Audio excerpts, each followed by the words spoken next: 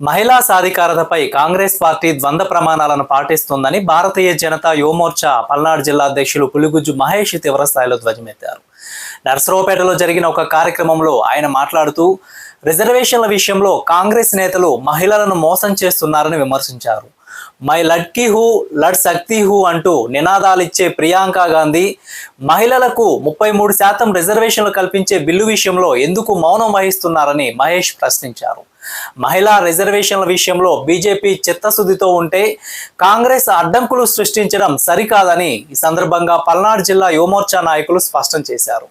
ఈ కార్యక్రమంలో భారతీయ జనతా యువమోర్చా జిల్లా జనరల్ సెక్రటరీ దారా గుప్తా, చెన్నంశెట్టి రవి, జిల్లా సోషల్ మీడియా ఇన్ఛార్జ్ మల్లా కోటేశ్వరరావు, యువమోర్చా సభ్యులు మరియు కార్యకర్తలు పెద్ద సంఖ్యలో పాల్గొన్నారు. అందరికీ నమస్కారం. ఈరోజు ముఖ్యంగా మనం చెప్పుకోవాల్సిన విషయం, ఒక గొప్ప మహిళా నేత ఉంది, అది ఆమెలో ఫీల్ అయింది.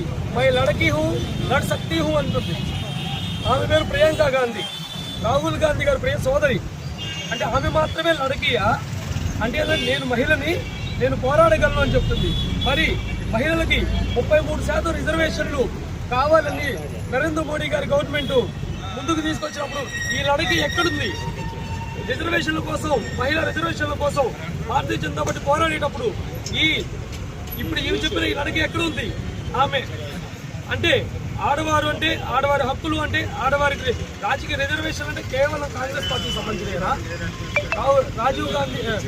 రాహుల్ గాంధీ సోదరి, లేదంటే రాజీవ్ గాంధీ భార్య, లేదంటే నెహ్రూ గారి కూతురు, అంటే వాళ్ళు మాత్రమే ఆడవారా?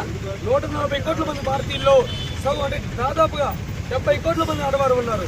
వీరు వారి సమస్యలను పరిష్కరించుకోవడం కోసం వాళ్ళు పోరాటం చేయాలంటే రాజకీయాల్లో ఎప్పుడైతే వాళ్ళకి కనీసం 33% రిజర్వేషన్ కల్పించడం ద్వారా ఎక్కువ మంది మన ఆడపడుచులు రాజకీయాల్లోకి రావడం వల్ల వాళ్ళ సమస్యల్ని వాళ్ళే పరిష్కరించుకోవచ్చు అనేటువంటి సదుద్దేశంతో, దాని ద్వారా మహిళా సాధికారత ఎప్పుడైతే రాజకీయ రంగంలో పెరిగిందో ఆటోమేటిక్గా దేశం ముందడుగు వేయడానికి మహిళలు కీలక పాత్ర పోషిస్తారని మంచి ఉద్దేశంతో భారతీయ జనతా పార్టీ మహిళా రిజర్వేషన్ బిల్లు తీసుకొస్తే దాన్ని అక్రమంగా, అన్యాయంగా కుంటి సాగులు చెప్పి ఆ బిల్లు పాస్ అవ్వకుండా చేసినటువంటి ఈ రాక్షసులు, వీళ్ళు రాజకీయ నాయకులు కాదు,